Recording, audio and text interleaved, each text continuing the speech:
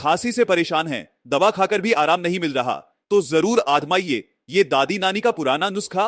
सिर्फ एक बार बनाएंगे और फर्क देखेंगे। इसके लिए लीजिए 4 साबुत लौंग और 2 हरी इलायची। ध्यान रखिए, लौंग टूटी हुई नहीं, फूल वाली होनी चाहिए। अब इन लौंग और इलायची को जलाकर कोयला बना लीजिए। जलने के बाद जब ये ठंडी हो जाएं, तो चम्मच से मसलकर बारीक राख जैसा पाउडर बना लें। इस पाउडर में डालें 1-2 बूंद ताजा अदरक का रस और कुछ बूंदे शहद की। अच्छी तरह मिक्स कर लीजिए। बस हो गया आपका खांसी का जबरदस्त घरेलू नुस्खा। इसे 1 चम्मच में ले और उसे चाट कर खाएं। ऐसे और देसी नुस्खों के लिए चैनल को सब्सक्राइब करें।